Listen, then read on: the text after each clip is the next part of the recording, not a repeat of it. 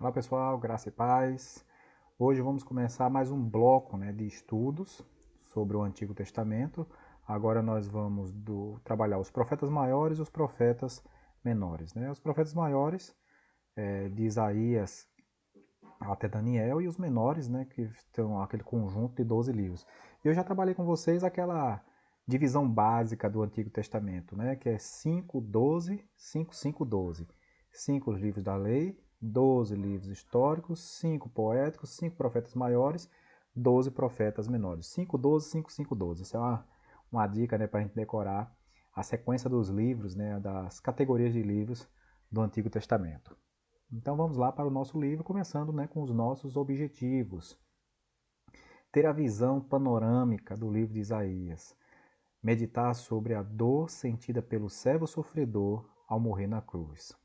Esperar pela direção e pela obra do Senhor em sua vida. São três objetivos básicos da nossa lição. E a gente, para começar, a gente pode dizer o seguinte, que Isaías ele tem recebido vários títulos que mostram a sua importância. Um dos livros de maior relevância do Antigo Testamento, não, eu digo assim, não é porque é mais inspirado, outro é menos inspirado, não é isso não, mas assim, pelo volume de profecias, pela, pela qualidade também de apresentação da figura do Messias, pela importância que tem nessa revelação do Messias que se encontra na pessoa de Cristo Jesus. Por esses motivos e outros, ele é considerado, assim, é dito, como a gente diz assim, na boca miúda, como o príncipe de todos os profetas, o Paulo do Antigo Testamento, o maior dos profetas, profeta do Evangelho antes do Evangelho, profeta por excelência, o Evangelho do Antigo Testamento. Esses são os títulos que o livro de Isaías ele acaba recebendo, assim, no dia a dia da igreja, levando em consideração o seu texto, as suas profecias.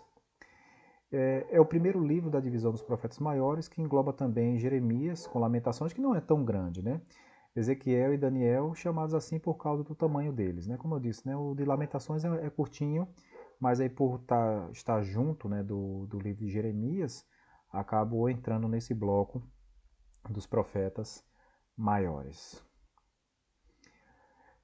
Aí aqui a gente tem aquele resumo que a gente faz de todos os livros, que é para a gente dar aquele panorama sobre o livro. A data dele é de 740 a.C. a 680 a.C., em torno aí de 60 anos. O autor, o Isaías, local em Jerusalém. Quem era o alvo das suas profecias? O rei e o povo de Judá antes do exílio. Eu queria que vocês aqui tivessem a intenção, prestassem atenção num detalhe. Alguns profetas do lado do Antigo Testamento, eles eram, assim, trabalhavam suas profecias em dois espaços diferentes. Alguns eram comuns tanto a parte norte do reino como a parte sul, mas aqui a gente vai ver que o Isaías está se concentrando na parte sul do reino e outros profetas já trabalharam na parte norte. Então a gente vai ver que, principalmente nos profetas menores, a gente tem essa distinção: profetas que trabalharam no norte e profetas que trabalharam no sul.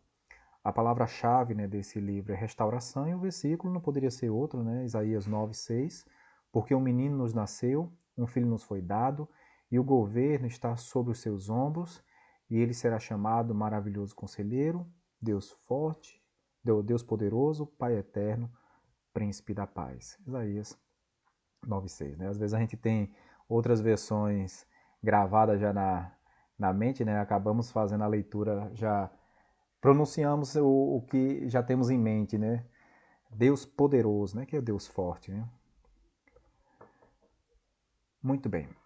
O livro de Isaías, ele tem uma divisão em três blocos, Do capítulo 1 até o 35, do 36 ao 39, do 40 ao 66. No primeiro bloco, nós temos profecias baseadas em eventos durante a vida de Isaías, que são profecias que tratam sobre o juízo de Deus sobre o povo da aliança. Do 36 ao 39 temos um ponto histórico, que é a libertação dos assírios e predição da conquista de Israel pelos babilônicos. E do capítulo 46 ao 66, profecias baseadas em eventos depois de Isaías, mensagens de consolo, para Israel e dos repatriados da Babilônia, né?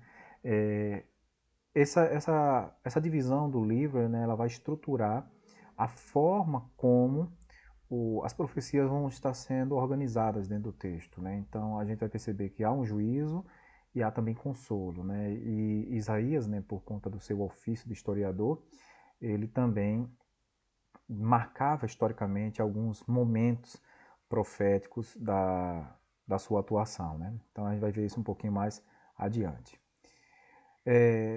O livro de Isaías pode ser resumido, né, da seguinte maneira: o profeta anuncia que o juízo é certo, mas também consola ao profetizar salvação e retorno do remanescente fiel à terra. Então esse é o resumo do livro em uma frase, né, em uma sentença. E vamos agora ao livro propriamente dito, né? Isaías ele foi teólogo, pregador, historiador, reformador, estadista, poeta, príncipe. Ele era primo do rei Uzias, patriota e Marte.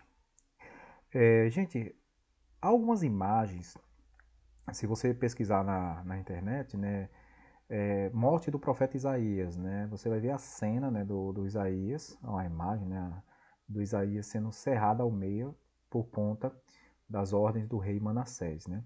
Ele foi casado com uma mulher identificada apenas como profetisa. Aí veja, um profeta de muito destaque em Israel, um profeta que fazia parte da aristocracia do povo, mas foi condenado à morte como um criminoso, né? Então a gente tem essa característica do, do Isaías, né? Mas veja como Deus ele usou as habilidades de Isaías, mas primeiro ele trabalhou, veja, ele era um homem multifacetado, né? Mas antes de trabalhar toda essa estrutura, toda essa performance dele, Deus trabalhou na própria vida dele, né? E o capítulo 6 ele resgata essa forma como Deus veio e se apresentou a Isaías. E veja uma coisa interessante, o reconhecimento de Isaías: eu sou um homem de lábios, eu sou um homem impuro e vivo no meio de um povo de impuros lábios, né? Então a gente vai perceber que Isaías ele reconhecia isso e Deus trabalhou primeiro na vida dele antes dele começar a trabalhar na vida do povo. Isso é uma coisa bonita, né? Capítulo 6 trata muito bem disso daí. Isaías é uma coletânea de mensagens com dados históricos e recursos literários. Cada parte forma uma unidade em si, mas que se relacionam com outras. Esse livro, né, a primeira parte, né, trata dos juízos, né, como eu disse aqui a vocês, apresentei aqui para vocês. E essas interpelações, né, de profecias em relação ao juízo, elas vão sendo mescladas também com palavras de consolo e um conteúdo também futuro, né, para o povo, né? E esse futuro é de restauração, é de consolo, é de resgate a esse remanescente. E o livro de Isaías ele tem umas características literárias bem interessantes, né? É claro que a gente vai perceber que esses materiais que estão presentes dentro do livro, ele nos ajuda a compreender como o caminhar da história do povo de Deus a partir dessas profecias de exílio, de restauração, da vinda do Messias, elas significavam algo assim importantíssimo para o povo. Alguns colocam até que assim, Isaías é uma mini Bíblia, porque ele tem tudo que o povo precisa, né? Então a gente vê nessa, nessa analogia que você fala sobre a mini Bíblia, e aqui a gente tem alguns detalhes, né? Por exemplo, o livro de Isaías tem 66 capítulos, a Bíblia 66 livros. A parte que fala sobre o juízo são 39 capítulos, o Antigo Testamento tem 39 livros. Consolo, a parte que fala de consolo, tem 27 capítulos, e o Novo Testamento 27 livros, né? Formando os 66. O início da segunda parte, Isaías, voz que clama no deserto. Lá em Mateus é o início do Novo Testamento, né? Voz que clama no deserto. E o interlúdio, né? Os impérios, que fala justamente aquela parte histórica que eu havia falado para vocês, né? O Império Assírio e Babilônico. E no Novo Testamento a gente tem a presença, né, do Império Grego e do Império Romano, né? Por isso essa descrição, né, que Isaías é como se fosse uma mini Bíblia por conta dessas semelhanças que aparecem dentro do livro em relação à Bíblia, né? Bem, o servo do Senhor é um dos temas trabalhado pelo profeta Isaías, né? Um dos personagens principais do livro de Isaías, e há 4 passagens que tratam sobre ele, né? Nelas aparece o retrato do Messias. Lembre que essa questão do servo do Senhor, elas também são resgatadas nos evangelhos, né? Em Marcos a gente tem o servo sofredor, em Mateus a gente tem o Messias prometido, né? Então a gente vai ver cada um trazendo uma característica mais presente, mais própria, né? Presente não, mais própria de Jesus Cristo, né? E aqui a gente tem essas quatro referências que eu acabei de mencionar. Pronto, Isaías 42 até 1:9 fala esse Deus apresenta o servo, né? Tem essa descrição desse servo do Senhor. 49, do versículo 1 ao 6, a vocação do servo. 50, versículo 4 a 9, a obediência do servo.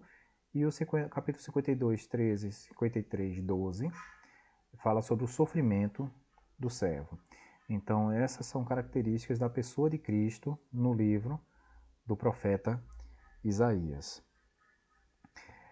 Israel foi chamado para ser servo do Senhor, mas não correspondeu à sua missão. Isaías prevê aquele que é servo perfeito e obediente que trará a libertação definitiva. Quem é esse? Jesus Cristo. Alguns capítulos que têm destaque dentro do livro, né? Eu vou mencionar aqui, no caso, que são 2, 3, 4, 5 capítulos, né? O capítulo 6, ele descreve o chamado do profeta, e é curioso que não seja o primeiro capítulo do livro, ele é precedido por 5 outros capítulos, né? Se a gente ler com atenção esses capítulos, a gente vai perceber que é uma espécie de resumo do que vai apresentar todo o livro. O capítulo 14, a profecia contra o rei da Babilônia, tem sido uma das poucas passagens apontadas nas escrituras que podem explicar a origem de Satanás. Há vários intérpretes que creem que o rei da Babilônia personifica o maioral dos demônios. Gente, personifica, tá? É como se desse as características do diabo, né? Mas não é o diabo. A gente precisa entender isso. É uma linguagem, é uma forma de expressar esse esse personagem, né? Essa atuação do inimigo das nossas almas, tá certo, gente? Então a gente lê com, com ressalvas, a gente lê com cuidado, porque às vezes tem muitas pessoas que elas ficam mais preocupadas em caracterizar o inimigo do que explicar as bondades do Senhor, né? Então é uma coisa que a gente precisa ficar atento. Eu lembro que uma vez eu vi uns colegas crentes de outra denominação e eles estavam com um mapa enorme na mão, que aí mostrava o caminho de Satanás até os dias, no caso, até na visão do Apocalipse, né? Aí eu fiquei prestando atenção, que aí tinha, né? Anjo de luz, se rebela, cai, os anjos caídos, e vem um caminho na terra, tentando contra o povo, e mostrou até o final, né, no livro do Apocalipse, quando vai ser derrotado, né? E aí eu fiquei pensando, mas rapaz, o pessoal gastou realmente tempo, para pesquisar a respeito do inimigo das nossas almas, quando poderia ter investido mais tempo em conhecer, né, o Salvador das nossas almas. Né? A gente precisa ter realmente tempo, porque tem pregações que falam mais do diabo do que de Deus. Vocês sabem muito bem disso, né? E a gente precisa ficar muito atento, né? O capítulo 24 é considerado o Apocalipse de Isaías. Né? O profeta descreve como Deus julgará a criação e os soberanos rebeldes. Gente, lembre que quando a gente fala em Apocalipse, a gente não está falando de cataclisma, de revelações que é para causar medo. A literatura apocalíptica é sempre para trazer esperança. Quando vai julgar as nações, vai separar quem são de Deus e aqueles que não são, tá certo? Em relação a julgar os soberanos rebeldes, é aqueles soberanos que perseguem o povo de Deus. Então, é esperança como? Você vai ter julgamento, porque na medida que julga, separa o que é seu. E aí isso é a esperança, esperança para o povo que crê. O capítulo 45, né, é uma profecia muito específica com respeito ao rei que daria a carta de libertação ao povo. E o capítulo 61, Jesus declara em Lucas 6,4 que ele era o cumprimento dessas profecias, né? Que Jesus é o cumprimento dessas profecias acerca do Messias do Antigo Testamento. A gente, quando lê a Bíblia, né, a gente fica com aquela ideia seguinte, a seguinte ideia, né, que era muito fácil para Jesus dizer que era o Messias. Por quê? Porque na medida em que ele dizia que era o Messias, ele estava cumprindo o Antigo Testamento. Só que há um outro detalhe, que na época de Jesus, muitos outros apareceram dizendo também que era o Messias. Então, tanto que Gamaliel disse, olha, levantou fulano dizendo isso, levantou Beltrano, todos eles caíram por terra. Agora, se esses homens são de Deus, não tem quem consiga detê-los, nem a nossa vontade, né? Veja o Gamaliel, né, um rabino fariseu, né, um escriba, e colocava isso diante do povo quando queriam perseguir os discípulos de Jesus. Até hoje em Israel há muitos que se dizem o Messias prometido, né? Recebemos lá no SEC esses dias uma missionária que está atuando lá em Israel e ela saiu mostrando que do mesmo jeito que a gente encontra aqui os cartazes nas nossas cidades, fulano joga búzios, outro lê a mão, traz um marido em 4 dias, lá eles colocam esses mesmos cartazes nas paredes, até outdoors, colocando que são Messias. E alguns são reverenciados, os seus túmulos também acabam recebendo visitas das mais diversas, porque eles se auto-intitulam o Messias. Então, é uma coisa que era comum na época de Jesus, aparecer alguém dizendo que seria o libertador, e no final das contas, a gente só encontra esse libertador na pessoa de Jesus. O capítulo 40, ele tem um destaque interessante no livro do profeta, né? Esse capítulo é um modelo de como eram as pregações dos profetas, né? Os recursos literários que usavam e como dialogavam com a cultura. Do 40, do 1 ao 11, nós temos o povo que cumpriu o castigo no exílio e então podia descansar nas promessas de restauração e descanso, de consolo, né? É interessante como essa palavra consolo no Antigo Testamento, ela tem uma conotação de significar trate com ternura, trate com amor. Já o 40, do 12 ao 31, é o trecho que ele faz muitas perguntas retóricas, que as respostas, né, vão ser não ou ninguém. Né? Por exemplo, versículo 12, né, ele diz o seguinte: quem pesou os montes em balança de precisão? Versículo 13. Quem ensinou o Senhor? 14. Quem deu conselhos a Deus? 18. Com quem vocês vão comparar a Deus? 21. Vocês ainda não ouviram? 25. Com quem vocês vão me comparar? Pergunta Deus. 26. Quem criou essas coisas? Vocês não sabem que o Senhor não se cansa? Então a gente vai perceber que a estrutura, né, do texto é baseada nessa forma retórica de fazer perguntas, né? Quando a gente fala uma pergunta retórica, é claro que a gente não precisa responder. Ele está sendo persuasivo em relação aos seus ouvintes, né? Ele está dizendo ao povo: quem foi que criou a Deus? Ninguém. Então pare com isso, né? Então ele vai trazer a sua mensagem em cima desses questionamentos. Ele chama a atenção do povo, ele cobra do povo algo que eles estão faltando, né? E aí vem o texto, né, que fala sobre esperar no Senhor, né? A gente tinha esses como um dos nossos objetivos, né, iniciais, também nessa parte final aqui do livro, né, do capítulo 40 até o 64. E quem espera no Senhor renova suas forças, quem espera no Senhor não serão envergonhados, e quem espera no Senhor terão Deus trabalhando em seu favor. E aqui você entende o seguinte, que a palavra esperar, ela também pode ser traduzida como confiar. Precisamos aprender a difícil arte de esperar. Na vida esperamos em muitas áreas, mas a espera que realmente compensa é a espera pelo tempo, pela direção e obra do Senhor em nossas vidas. Então, espere no Senhor, confie no Senhor. Você terá suas forças renovadas, não será envergonhado e terá Deus sempre trabalhando em seu favor. Isso também lá no Salmo já diz, né? Entrega teu caminho ao Senhor, confia nele, o mais ele fará. No Novo Testamento, né, o livro do profeta Isaías, ele é resgatado várias vezes, né? Lá no livro a gente tem aquela figura Filipe, né, quando vai falar com o eunuco, ele está está lendo, né, o livro do profeta Isaías sem entender, então ele ali traduz, ali interpreta, né, para o Filipe, né, ou para o eunuco. O Filipe interpreta para o eunuco a, a de quem ele estava falando, né, naquela passagem bíblica, e ali há uma conversão e um batismo, né? Isaías ele pode ser visto como o evangelho antes do evangelho. Veja a lista a seguir e você entenderá quanto o profeta falou de Jesus aproximadamente 700 anos, né, antes do nascimento dele, né? Então a gente tem aqui uma descrição, né, pelo menos aqui em alguns versículos, né, que fala do nascimento virginal, que aí confirma lá em Mateus 1,18, filho de Davi, Mateus 1, versículo 1, ser ungido pelo Espírito, Lucas 4, 21, seus sofrimentos por nossas iniquidades, Mateus 27, a partir do versículo 27 também trata disso. Eu tenho uma Bíblia aqui em casa, que acho que alguns de vocês também já têm, que é a Bíblia do Estudo das Profecias, né, publicada pela Sociedade Bíblica do Brasil.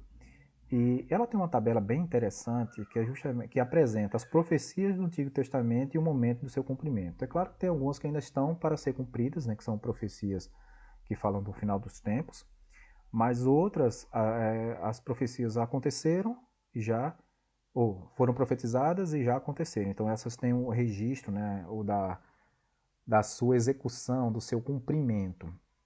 E esse era um dos requisitos para a canonização dos livros proféticos. Porque muitas profecias, como eu disse, né, havia muitas pessoas se dizendo Messias na época de Jesus, sim.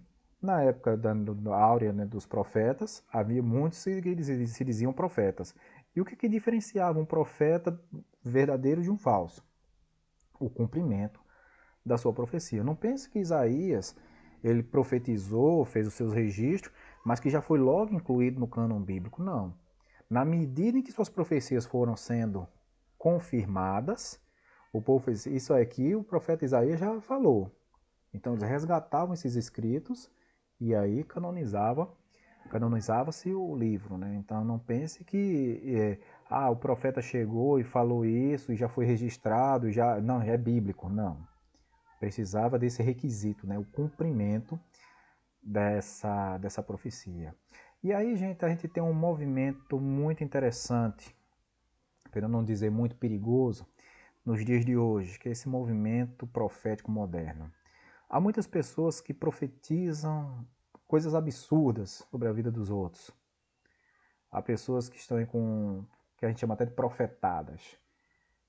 Qual é uma garantia que determinada profecia é verdadeira? O cumprimento dela.